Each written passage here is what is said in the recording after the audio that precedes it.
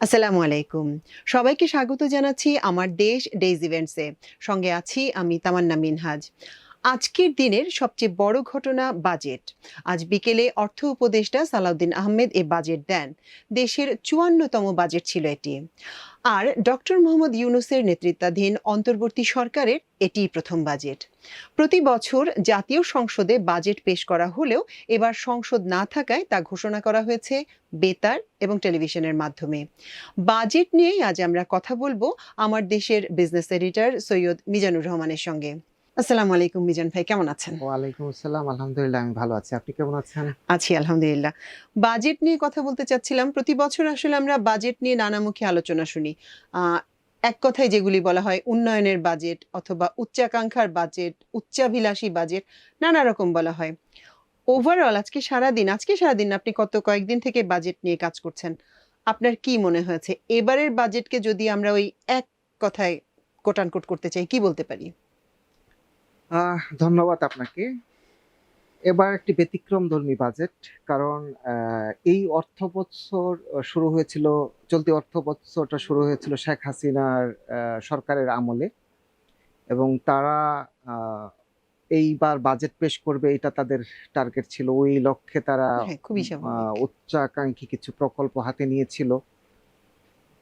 কিন্তু হঠাৎ করেই জুলাই বিপ্লব এর পরবর্তী সময়ে এই সরকার দায়িত্ব নেয়, ডক্টর ইউনূস সরকার। আপনি জানেন ডক্টর ইউনূস সরকার সাম্প্রতিক সময়ে ৩ তত্ত্বের একটি তার পরিকল্পনা দিয়েছেন। এই বাজেট ৩-০। হ্যাঁ, ৩-০ এবং এই বাজেটটার মূল থিম আমরা বলতে পারি এই ৩ তত্ত্বের উপর ভিত্তি করে নির্ধারণ করা হয়েছে। তো আমি বলতে পারি যে এটা এই সরকারের জন্য একটা বিরাট চ্যালেঞ্জের বাজেট। কারণ কারণ হচ্ছে যে এই সরকার এমন একটি সময়ে দায়িত্ব নিয়েছে যখন দেশের রাজনৈতিক পরিস্থিতি খুবই অস্বাভাবিক ছিল। দীর্ঘ আন্দোলন এবং তার আগের সরকারের ১৬ বছরের লুটপাট এর খেসারত এই সরকার দিয়ে আসছে এবং ভবিষ্যতেও আগামী অর্থবছরেও দিতে হবে। এই বাজেটকে আমরা যদি বলি একটি চ্যালেঞ্জিং বাজেট। Challenging budget. ভালোই বলেছেন। এই বাজেটের আকার কিরকম? কারণ আমরা অনেকদিন থেকেই আলোচনা শুনছিলাম। সবচেয়ে বড় কথা হচ্ছে আজকে অনেকটা স্পষ্ট হয়ে গেল যে গত সরকার সর্বশেষ যে বাজেটটি দিয়েছিল তার জি, চেয়েও এই বাজেটের আকার ছোট। হ্যাঁ। যদিও প্রবণতা হচ্ছে গত বছরের চেয়ে এবছরের বেশি, এবছরের চেয়ে সামনের বছর আরো বেশি হবে, বাজেটের আকৃতি বাড়তে থাকবে। আহ এবারের কিরকম? স্বাভাবিক কারণে এটাই হওয়া উচিত। কারণ হচ্ছে আপনার যেই আগের যে বাজেটটা দিবেন, পরের বারের বাজেট দিতে গেলে তার থেকে আকার বড় হয়ে থাকে বিভিন্ন কারণে। ঋণ থাকে, তার পরিকল্পনাগুলো নেয়া থাকে সেটার কারণে। তবে অবাক করার বিষয় এইবার বাজেট ছোট হয়েছে, আকারে কম হয়েছে। সেখানে কিছু জিনিস ফেলে দেওয়া হয়েছে। উচ্চাকাঙ্ক্ষী প্রকল্প যেগুলো অহেতুক প্রকল্প ছিল, সেগুলো কেটে ফেলা হয়েছে আচ্ছা। তাদের পরিকল্পনায়। তো এই কারণে কিছুটা বাজেট ছোট হয়েছে আকারে, আকার সামান্য পরিমাণে। আকার কিছুটা ছোট হয়েছে। মানে বলা তো হচ্ছে যে বাংলাদেশের স্বাধীনতার পর থেকে এবারই ১ম এরকম প্রবণতা দেখা গেল যে ব মানে উম বেশি হয়নি। বেশি হয়নি, বেশি কমে। হয়নি বরং কমে এসছে। অপ্রয়োজনীয় প্রকল্পগুলো বাদ দেওয়া হয়েছে এবং উচ্চাবিলাসী যে প্রজেক্ট গুলো ছিল সেগুলোকে তারা ঠিক করেছে যে না এগুলা আমাদের প্রয়োজন নেই। যেগুলো আমি বলতে পারি ধরেন অনেক কয়েকটা প্রতিবেশী দেশকে টার্গেট নিয়ে, বিশেষ করে ভারতকে টার্গেট নিয়ে কিছু উচ্চাকাঙ্ক্ষী প্রকল্প ছিল। যেটা আগামী বাজেটের হয়তো বরাদ্দ আ রাখার একটা পরিকল্পনা আওয়ামী লীগ সরকার থাকলে করত এবং তখন এটা অনেক বেড়ে যেত। তারা হয়তো চিন্তা করেছে যে না এগুলো আমাদের প্রয়োজন নেই। আরো বড় কথা হচ্ছে বিদ্যুৎ সেক্টরেও সরকার কিছু বিদ্যুতের আপনার বাজেটের পরিমাণ না বাড়িয়ে সংস্কারে হাত দিয়েছে। আচ্ছা। এই সেক্টরের টাকাগুলো আমার মনে হয় যে লাগবে না। এই কারণে হয়তো কমেছে। কিছুটা হলেও কিছুটা সেভ হয়েছে। কমেছে। কিছুটা যদি কমেও থাকে তারপরেও বাজেটের মূল আকার তো বড় না। মানে না, আকার তো ছোট না। সেটাও তো অনেক বড়। এই টাকাগুলো আসবে কোত্থেকে? বাজেটের আ এখানে দুটো বিষয়। একটা হচ্ছে যে আপনার বা টাকার উৎস আর খরচের কোথায় যাবে টাকা। তো স্বাভাবিক কারণেই আমাদের দেশে বা পৃথিবীর সব দেশেই টাকার মেইন উৎস হচ্ছে রাজস্ব আদায় সরকারের। হুম, হুম। আর বাংলাদেশের মতো দেশগুলোতে আমরা যদি বলি স্বল্পোন্নত দেশগুলোর সবসময় দেখা যায় যে বাজেট আ বাস্তবায়ন করতে গেলে বিদেশি ঋণ প্রয়োজন পড়ে। বাজেট সহায়তার নামে বা বিভিন্ন নামে এই সরকারও বিদেশি ঋণ নিতে হবে। আর দেশীয় উৎস থেকে টাকা আসবে, তার বাইরে অভ্যন্তরীণ ব্যাংকিং খাত থেকে অভ্যন্তরীণভাবে ব্যাংক ঋণ রয়েছে, স্বাভাবিক গতানুগতিক এবারও তাই হচ্ছে। আর যদি আপনি ব্যয়ের খাতকে এটার সাথে জানতে চান, ব্যয়ের খাত তো আমি সেটাই মানে একই রকম। তবে এইবার যেটা হচ্ছে ব্যয়ের খাতের সবচেয়ে বড় খাত এইবার হয়ে যাচ্ছে জনপ্রশাসন খাত। কারণ সরকারি কর্মকর্তা কর্মচারীদের বেতন গত সরকার বাড়িয়েছিল, এই চাপটা এই সরকারের উপরে এসছে। ওই চাপটাই আসছে, নতুন করে কি বেতন বাড়ানো না, হচ্ছে নতুন আবার করে এই এবারের সরকার বাজেটে? এখন পর্যন্ত ওর বড় কোনো ঘোষণা আমার জানা মতে দেয়নি, বা সম্ভাবনাও হয়তো নাই। কিন্তু আগের প্রবণতা বা আগের যেই বাজেটটা ছিল বা যে পরিকল্পনা ছিল সেটা বাস্তবায়ন করতে এই অর্থ বছর থেকে আপনার বিশাল একটা খরচ জনপ্রশাসন খাতে চলে যাবে। আচ্ছা, গত বছরের বাজেটও আমরা দেখেছি, এবার একটি নতুন বাজেট আসলো। গতবারের বাজেটটি দিয়েছিল একটি রাজনৈতিক সরকার, এবার তো আর সেটা নাই। জি। রাজনৈতিক সরকারের জনতুষ্টিমূলক নানা রকম কর্মকাণ্ড, তাদের প্রকল্প নানা কিছুই থাকে।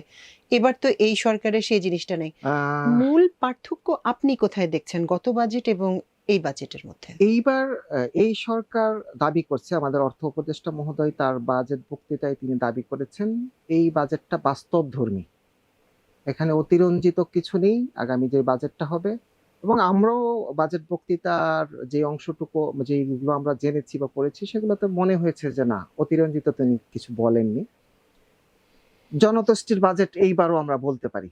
কারণ আচ্ছা। হলো দ্রব্যমূল্য, আপনি দেখবেন ইতিমধ্যে আমাদের মূল্যস্ফীতি আজকে যখন বাজেট বক্তব্য শেষ হয়েছে একটু পরেই আমরা খবর পেলাম যে ২৭ মাসের মধ্যে এইবার মূল্যস্ফীতি ৯.৫% ঘরে। আচ্ছা, এটা এই সরকারের বিশাল একটা সফলতা। মানে কি আমরা 2 ডিজিট থেকে নেমে 1 ওয়ান ডিজিটে ডিজিটে এসেছি। এসেছি। এবং অর্থ উপদেষ্টা মহোদয় তার বাজেট বক্তৃতায় উনি উল্লেখ করেছেন যে আপনার চলতি জুনের মধ্যেই, এই অর্থ বছরের জুনের মধ্যেই তিনি ৮% গড়ে মূল্যস্ফীতি নিয়ে আসতে পারবেন। এটা উচ্চাকাঙ্ক্ষী হয়ে যাচ্ছেন, এটা আ সম্ভব কি? না, আপনি এই ক্ষেত্রে আমি যদি বলি বাস্তব অবস্থাটা, বাজার দর যদি আপনি দেখেন, চাল, ডাল, চিনি, আটা, লবণ এগুলোর বাজার যদি আপনি পর্যালোচনা করেন, আমরা বাস্তব জিনিসপত্রের দাম অনেক কমেছে। কমেছে। এটা সত্যি কথা। এবং এটা সম্ভব হয়েছে সিন্ডিকেট। আমি মনে করি এই সরকার সিন্ডিকেট ভেঙে দিতে পেরেছে। এটা তো বিরাট সাফল্য আসলে। এটা মানে আসলেই বিরাট সফলতা। কারণ রাজনৈতিক দলগুলোর সময়ে সিন্ডিকেট ভাঙা কঠিন হয়। সম্ভবই হয়নি। বিশেষ করে আওয়ামী লীগ আপনার বিগত ১.৫ দশকের বেশি সময় পুরো বাজার ব্যবস্থাটাকে একটা সিন্ডিকেটের হাতে দিয়ে দিয়েছিল। এর খেসারত জনগণ দিয়েছে, ক্রেতারা দিয়েছেন। কিন্তু আ বর্তমান পরিস্থিতি, এবং আপনি দেখেন কয়েকদিন পরেই কোরবানির ঈদ, আমরা হুম, হুম। যেটা দেখতে পাচ্ছি যে কোরবানির ঈদের সময় বা সবসময় ঈদের আগে জিনিসপত্রের দাম ঊর্ধ্বগতি থাকে। ঊর্ধ্বগতি। বিশেষ করে কোরবানি ঈদের আগে মশলাপাতির বাজার হাত মসলার দেওয়া বাজার, যায় না। আপনি রসুন, আদা, পেঁয়াজ এগুলোর বাজার ঊর্ধ্বগতি হুম, থাকে। হুম। তবে আজকের সর্বশেষ যে বাজার দর পর্যালোচনার পর আমরা যেটা দেখতে পেয়েছি যে জিনিসপত্রের দাম এইবার কিন্তু ঈদের সামনে কমছে। মুরগির দাম, উল্টো প্রবণতা। উল্টো প্রবণতা। তো আমার মনে হয় অর্থ উপদেষ্টা মহোদয় এইটার এই বাজার মূল্য পরিস্থিতির উপরে ভিত্তি করে জোর করেই উনি বলতে পেরেছেন যে আগামী জুনের মধ্যেই ৮ ডিজিটে মানে ৮% ঘরে উনি মূল্যস্ফীতি নামিয়ে আনতে পারবেন। এবং আগামী বাজেটের যেটা উনি আশা প্রকাশ করেছেন যে আগামী বাজেটে সেটা ৬.৫% ঘরে থাকবে মূল্যস্ফীতি। এটা বাংলাদেশের জন্য একটা, আমি বলতে পারি, সারপ্রাইজ। হ্যাঁ, এত মানে অল্প সময়ে। আমি আসলে বিশ্বাসই করতে হুম। পারছি না আপনার কথা। যেভাবে বলছেন, আমরা এতদিন ধরে যে অভিজ্ঞতার মধ্যে দিয়ে গিয়েছি এবং এই বিশ্ব অর্থনীতির পর আপনি দেখলেও দেখবেন যে বিশ্বের অনেক দেশই আছে। আমি স্পেসিফিক আমি বলতে পারি, তুরস্কের কথা বলতে পারি। তুরস্কের মূল্যস্ফীতি প্রায় ৪০% ঘরে। আচ্ছা। ৩৪% সম্ভবত গত মাসে ছিল। এটা ৪০% গড়ে চলে গিয়েছিল কয়েক মাস আগে। তো তুরস্ক একটা উন্নত রাষ্ট্র। মানে আমরা যদি সেই দেশগুলো আরো অনেক দেশের কথা আমরা বলতে পারি যারা আপনার আন্তর্জাতিক বিভিন্ন কারণে, যুদ্ধ বা বিভিন্ন কারণে মূল্যস্ফীতি অনেক বেড়ে গিয়েছে। হুম, সেই হুম। তুলনায় বাংলাদেশেও অনেক বেড়ে গিয়েছিল। কিন্তু বর্তমান সরকার এটাকে আস্তে, আস্তে একটা সহনীয় পর্যায়ে নিয়ে এসছে। এটা তাদের সফলতা। নিশ্চয়ই আমরা তাদেরকে এজন্য কৃতজ্ঞতা, ধন্যবাদ জানাতে পারি। আপনি কৃতজ্ঞতা ধন্যবাদের কথা বলছেন সরকারের অর্থনৈতিক সাফল্যের কথা বলে। আমরা কিন্তু দেখলাম একটি বড় দল বাজেটের ব্যাপারে ইতিবাচক প্রতিক্রিয়া দেয়নি। আহ, এটা আসলে আমিও একটা টেলিভিশন চ্যানেলে দেখেছি যে একটি বড় দলের শীর্ষ একজন রাজনৈতিক নেতা তিনি এই বাজেটকে অন্যতম সরাসরি শীর্ষ বলেছেন নেতা। যে এটাতে তারা খুশি না। হ্যাঁ। তবে আমি মনে করি তাদের বিগত ৯-১০ মাস বা তারও আগের যে কয়েক মাস দেশের যে অর্থনৈতিক পরিস্থিতি যে ১৬ বছর সরকার করে গিয়েছে সেই জিনিসগুলো মাথায় আনা উচিত। এই সরকার কিভাবে দাঁড়িয়ে আছে, অর্থনীতিকে কিভাবে এখন পর্যন্ত ঠিক রেখেছে। অর্থ উপদেষ্টা মহোদয় আজকে বাজেট বক্তৃতায় তিনি বলেছেন যে একেবারে ধ্বংসের প্রান্তে নিয়ে গিয়েছিল আওয়ামী লীগ হুম, সরকার দেশের অর্থনীতি। সেই জায়গা থেকে তারা কিন্তু আপনার আস্তে, আস্তে বিদেশি ঋণ পরিশোধ করতেছে। দেশের ব্যাংকগুলোর আস্তে, আস্তে সংস্কার করছে। ব্যাংকগুলো তো হ্যাঁ, কিছুই ছিল না, আপনি হ্যাঁ। জানেন।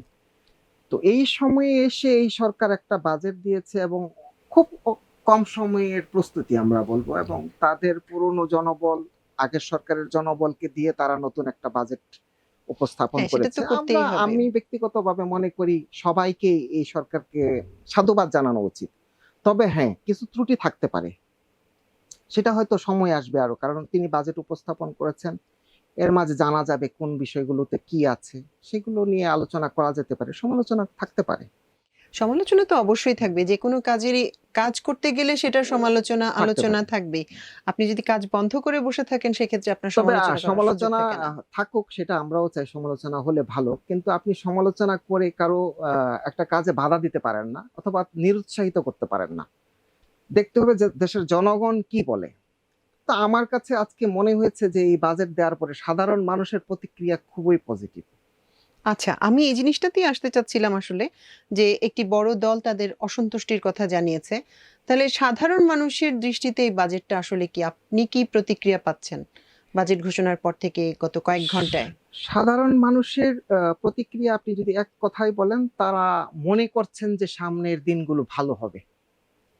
এবং এই আচ্ছা। বাজেটকে আপনি এক কথায় বলা যেতে পারে যে সরকার চেষ্টা করেছে তাদের সাধ্যমতো আপনার মূল্যস্ফীতি চাপিয়ে রেখে, তারপরে হচ্ছে আপনার অপ্রয়োজনীয় খরচগুলো বাদ দিয়ে বাজেটকে তার সাধ্যের মধ্যে রেখে।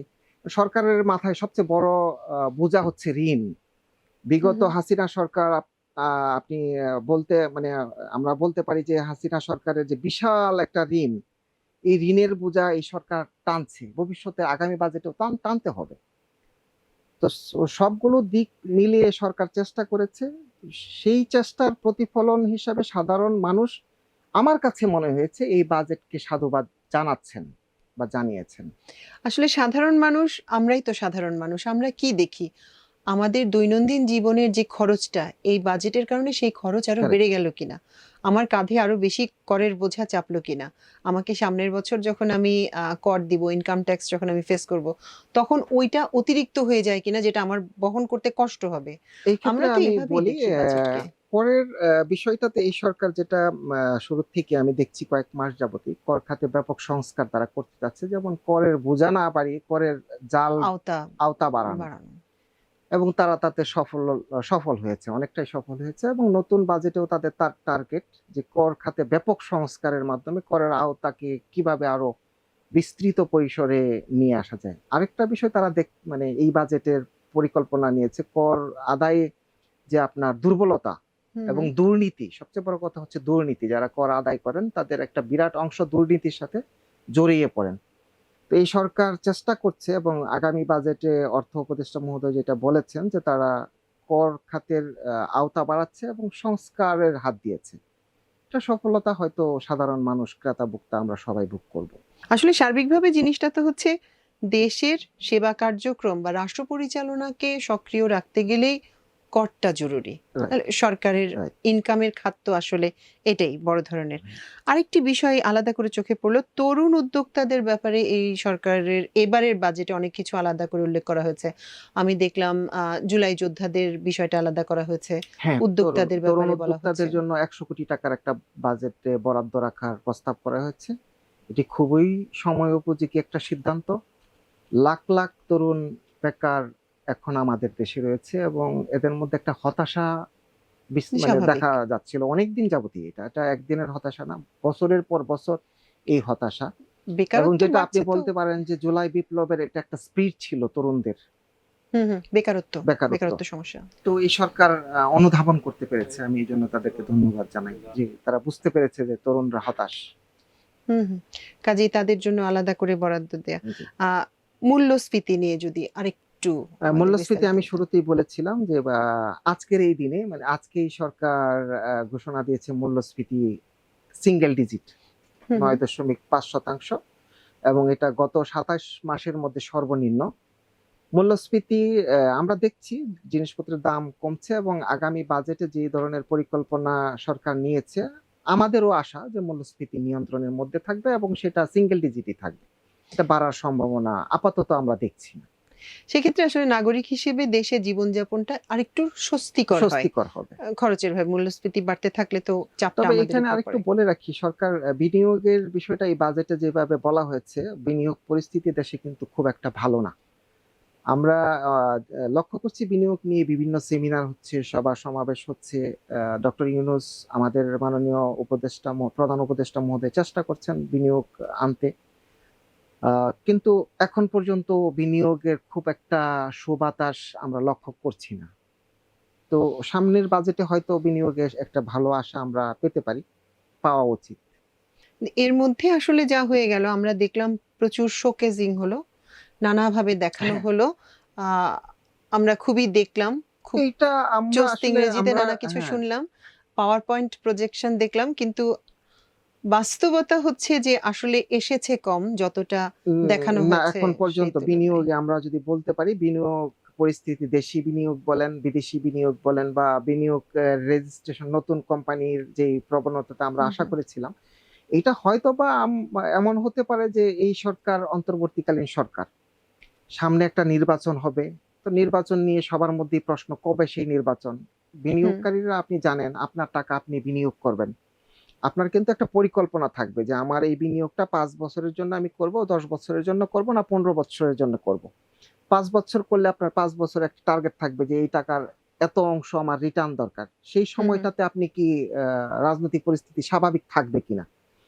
দেশি বিনিয়োগকারী বলেন, বিদেশি বিনিয়োগকারী বলেন, সবারই কিন্তু এটা তারা লক্ষ্য করেন।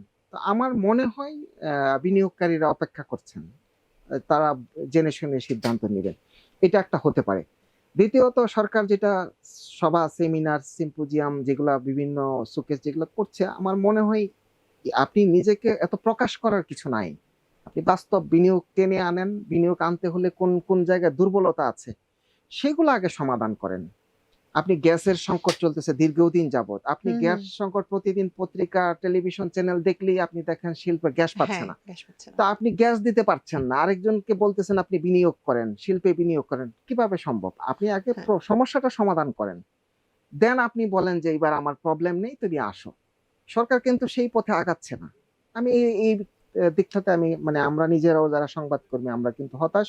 কারণ আমরা সবসময় শিল্প মালিকদের কাছে জিজ্ঞেস করলেই তারা বলে যে, "না, গ্যাস নেই।" গ্যাসের যে এই বিরাট সংকট এটা হুম, সমাধান হুম। করতে হবে। তো উৎপাদন বন্ধ হয়ে যাওয়ার মতো উৎপাদন এবং পরিস্থিতি। আপনি এখন আমাকে খুশি করছেন, আমার বাসায় এসি চালাচ্ছি। আপনি আমাকে খুশি করতে যেয়ে শিল্পে গ্যাস দিচ্ছেন, কমিয়ে দিচ্ছেন। হ্যাঁ। সারের গ্যাস বাড়াইতে যেয়ে আপনি আ শিল্প ইউনিটগুলো বন্ধ রাখছেন। তো এটার একটা সমন্বয় দরকার। কোনটাকে আপনি প্রায়োরিটি দিবেন? আমার পেটে খাবার আছে কিনা সেটা আগে আমাকে দেখতে হবে।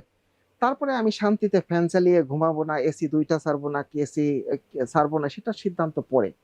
তো আমার মনে হয় সরকারকে একটা বিনিয়োগের জন্য একটা সঠিক নির্দেশনা থাকা দরকার এবং যারা বিনিয়োগ করবেন তাদেরকে আশ্বস্ত করা দরকার যে আপনারা আসলে এখানে নিরাপদে আপনি গ্যাস পাবেন, বিদ্যুৎ পাবেন, অবকাঠামোর সুবিধা আপনাকে দেয়া হবে। সেই সাথে নিরাপত্তার প্রশ্ন।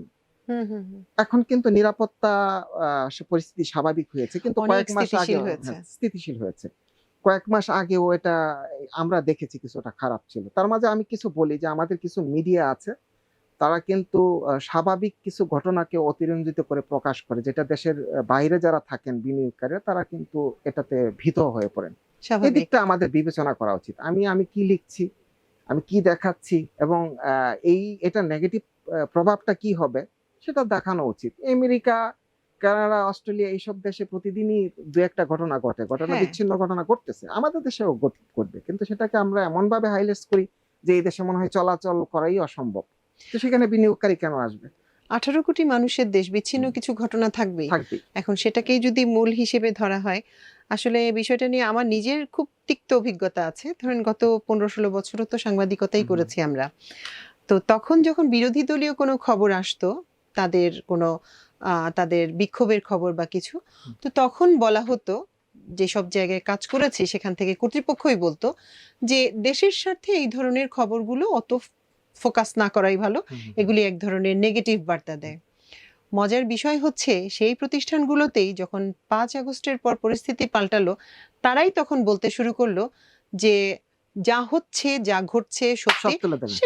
সেটাকে আমরা প্রচার করতে এই চাই। দেখেন আমাদের টেনডেন্সি আমাদের এই যে গত ৭, ৮, ৯ মাসে আমি দেখলাম যে প্রতিদিন অন্তত ১০ থেকে ১৫টা স্পট বন্ধ থাকে এবং রাজধানীর গুরুত্বপূর্ণ সড়কগুলো বন্ধ হ্যাঁ, থাকে। বিক্ষোভ বিক্ষোভ। চলছে।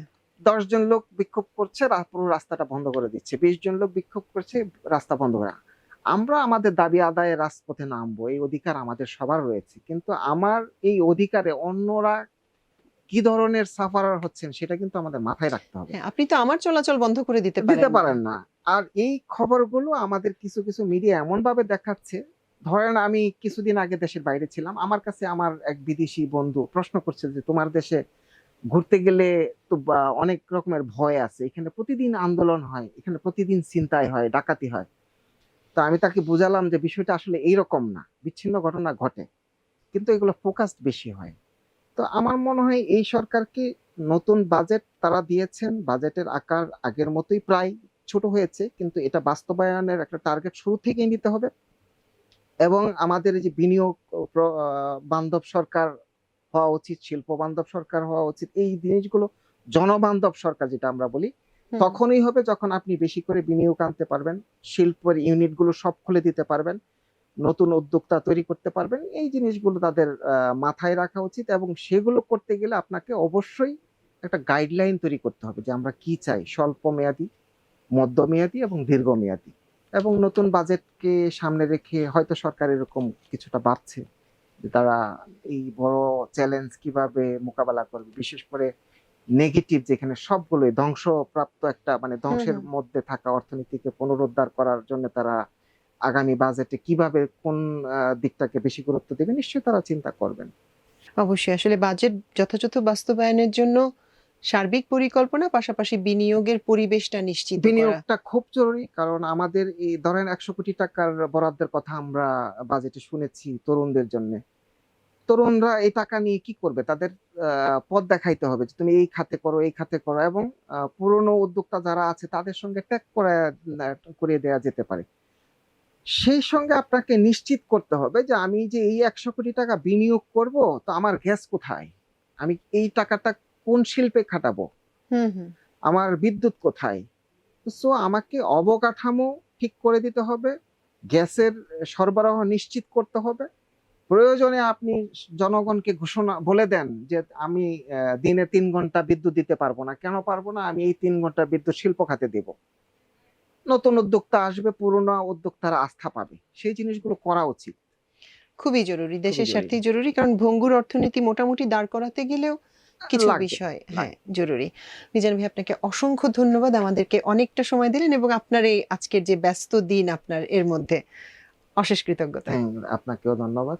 এবং আমি সবশেষ যারা এই বাজেটের বিরোধিতা করছেন বা অনেকে যারা খুশি হচ্ছেন সবার প্রতি আমি শুধু একটা জিনিসই বলতে চাই যে এই সরকারকে সময় দেওয়া উচিত এবং সহযোগিতা করা উচিত।